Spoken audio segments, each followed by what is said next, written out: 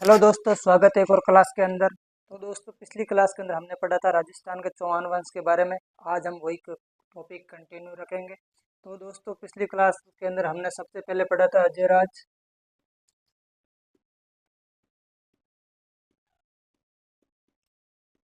उसके बाद हमने पढ़ा अर्णवराज।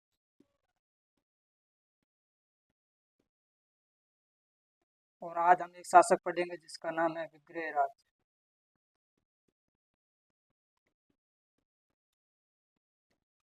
इस शासक का एक उपनाम भी है जो हम कहते हैं सोटते बिसल देव।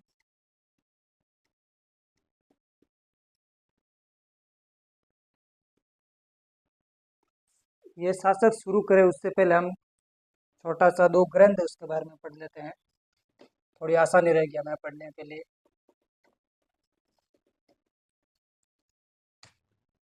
जिसके अंदर एक ग्रंथ है जो बीसल देव है, उसके आगे ललित लगा दो।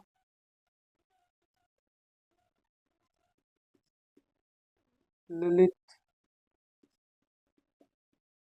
विग्रहराज। और एक ग्रंथ है जिसे कहते हैं बीसल देव रासो।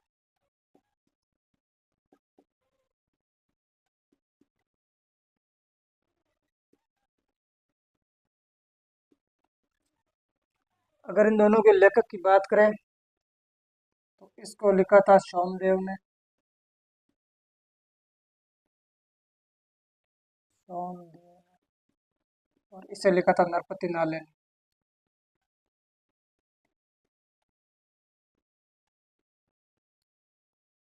अगर इस ग्रंथ की विषय वाइज की बात करें तो अगर एक बार परीक्षा में प्रश्न आया कि बीसल देव रासो का विषय संबंध क्या है, तो रासो का मतलब तो हमें पता है कि युद्ध, राजा, उसकी गुणगान है। पर ऐसा नहीं है। इन दोनों के अंदर लव स्टोरी यानी प्रेम प्रदान, ये जो साहित्य है। सबसे ऊपर से पहले तो बात करें हम, अगर राजस्थान अध्ययन में दिया गया है कि आगे लिखा रासो, रासो के पीछे उन्होंने लिखा है कि रासो के अंदर राजा की लड़ाई, राजा की प्रशंसा के बारे में लिखा जाता है। और जैसे कि दो रासो, पृथ्वीराज रासो और बिसलदेव रासो। पर इसके अंदर ऐसा नहीं है। इसके अंदर प्रेम प्रधान है। एक बार अगर कहानी की बात करें तो परमार के राजा भोज की लड़की थी जो कि बिसल देव की पत्नी थी। ये दोनों चौपड़ खेल रहे थे। चौपड़ यानी कि आजकल लूडो कह सकते हैं हम, ये खेल रहे थे।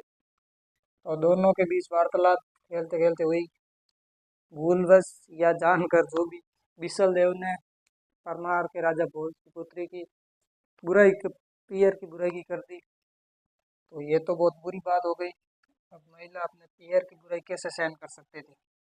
तो उन्होंने क्या किया, वो यहाँ से नाराज होकर फरार उड़ीसा।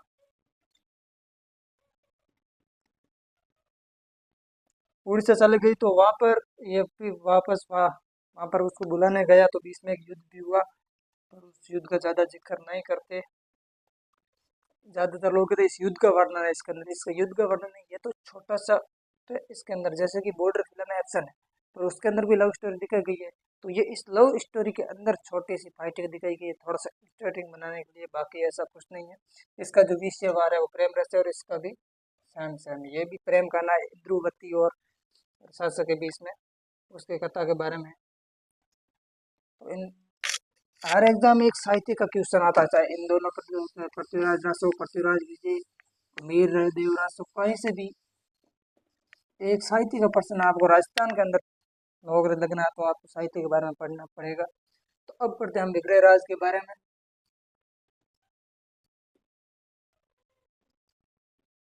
विग्रहराज, अगर इसकी शासन काल की हम अगर बात करें तो ये जो है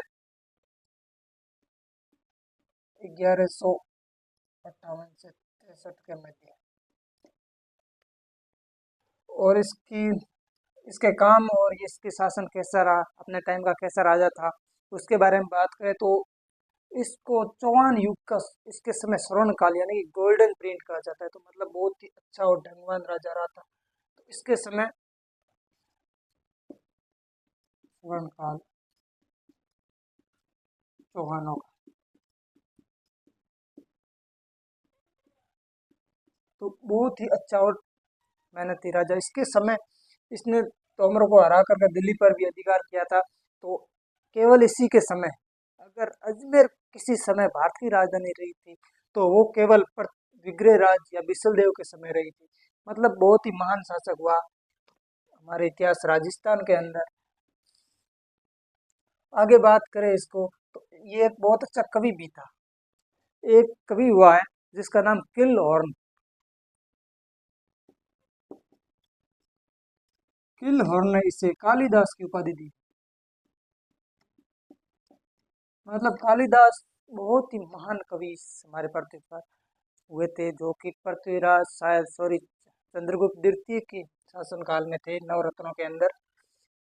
उनसे एक और कवि से उनको मतलब कालिदास और एक तुलसीदास।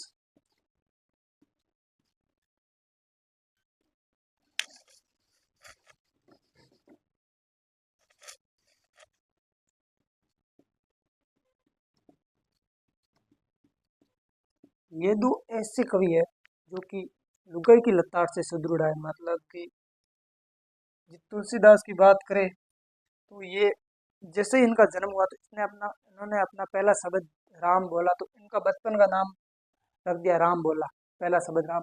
इस इनके जन्म से इनके मुंह के अंदर 32 दांत थे। तो लोगों में 32 दांत उस समय मतलब सही नहीं समझा जाता था। तो संयोग ऐसा बेटा कि जैसे ही तुलसीदास का जन्म हुआ, इनकी माँ की डेथ हो गई।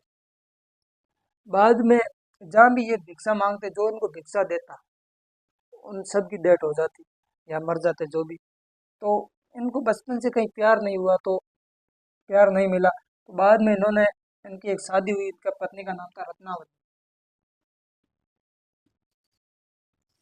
रत्नावती था। तो हुआ क्या, एक बार रत्नावली गई अपने पियर, तो भाई साहब लार लार शाम होते ही पीछे रवाना हो गए। तो जैसे ही गए तो बीच में आई गंगा, सॉरी यमुना नदी। तो यमुना नदी को पार करने के लिए कुछ दिक्कत नहीं। तो वहां पर क्या हुआ कि सामने एक लाश तैर रही थी। तो वो क्या क्या लाश के ऊपर चढ़ करके आगे चले गए, नदी पार कर ली। तो बाद में इन्होंने जैसे ही वो घर आया जहाँ पर रत्नावली के पिताजी का घर था, तो उन्होंने क्या किया कि उनके घर के दरवाजे बंद थे। तो भाई साहब इधर उधर देख के तो ऊपर एक रस्सी लटक रही थी, उसके ऊपर तर कर ऊपर चढ़ गए। जैसे ही अंदर गए, रत्नावली आगे खड़ी थी। रत्नावली को कहा, आपा आई एम सरप्राइज। ऐसे करके पास गए, तो सरप्राइज तो ठीक है, पर आए कहाँ से, दरवाजे तो बंद थे। वो पीछे रास्ता लटक रहा था, वहां से आया था। रत्नावली जाके देखा कैसा रास्ता, तो वहां पर कोई सांप लटक रहा था। उनके बेटी का बाप, अगर तू इतू ही प्यार भगवान को करा, तो आज न तेरे भगवान मिल जा। तो आज वो आज हो तो छोड़ो, आज भगवान में प्यार स्वरूप। तो जैसे इन्होंने किया, बाद में इन्होंने एक ग्रंथ लिखे, जैसे रत्नावली, पद्मावली, गीतावली, और एक बहुत ही फेमस ग्रंथ रामचरित्र मानस, वो भी इनका लिखा हुआ है। और आई हालत आमनी है, तो कालिदास उन आदमियों में से थे जो खुद जिस डाली पर बैठे उसी को काट रहे थे।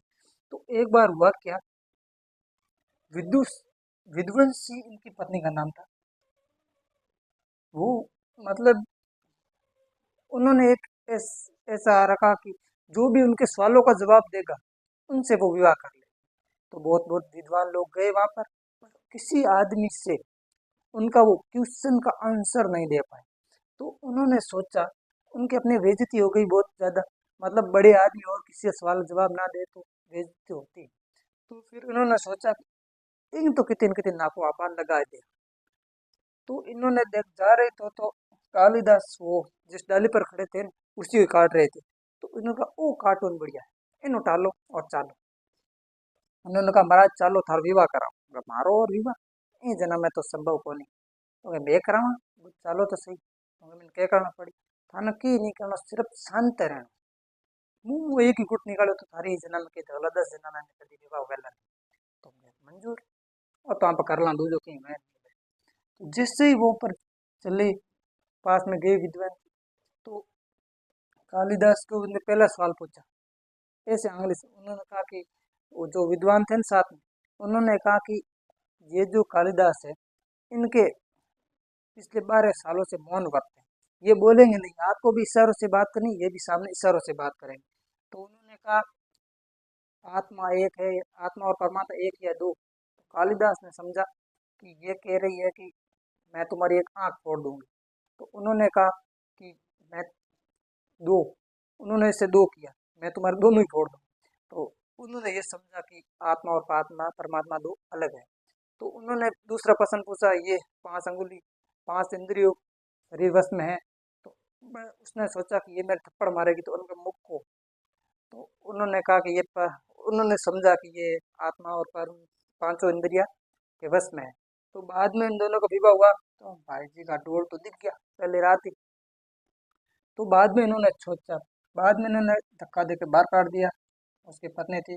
बाद में उन्होंने ग्रंथ लिखा बाहर जाके, बहुत ही फास्ट अभिज्ञान सफलतम जो ग्रंथ था वो इन्होंने लिखा, बहुत ही फेमस ग्रंथ, कितनी बार हमारे एग्जाम में आ चुका है।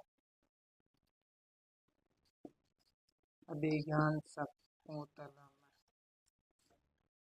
बहुत ही फेमस ग्रंथ लिखा। हम कहाँ से कहाँ तक आ गए।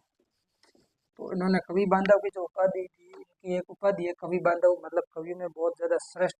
इन्होंने एक क्यों दी उसके लिए भी उन्होंने एक नाटक लिखा, इन्होंने नाटक लिखा, बहुत ही फेमस नाटक है जिसका नाम है हरिकेली।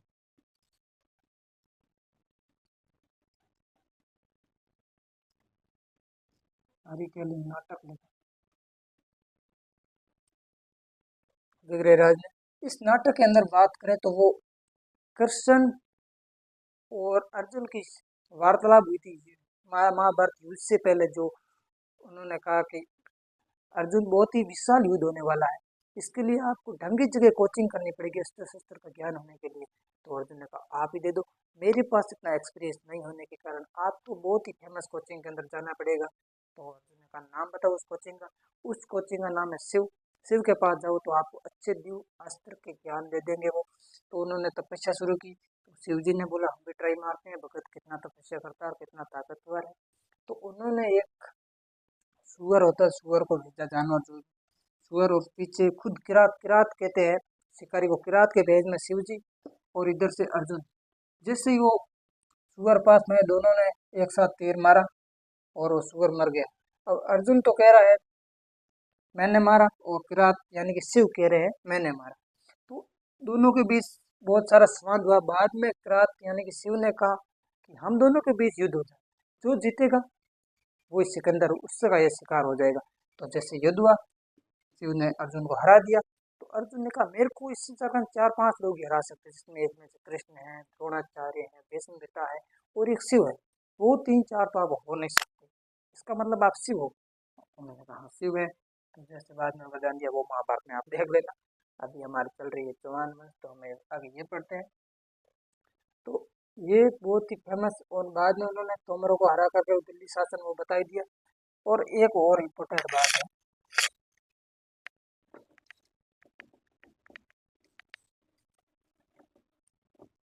खुद इतना बड़े कवि था और संस्कृत का ज्ञाता था, तो स्कूल तो खोलेगा। तो भाई साहब ने एक स्कूल खोली, बहुत ही विशाल संस्कृत पाठशाला अजमेर के अंदर,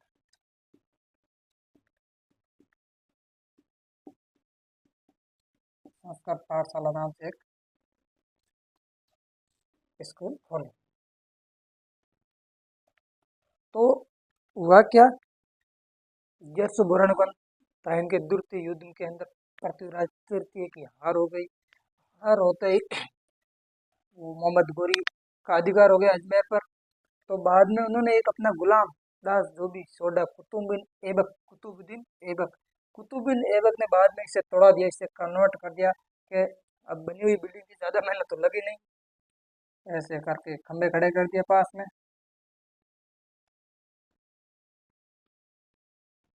और एक ऐसे कर दिया।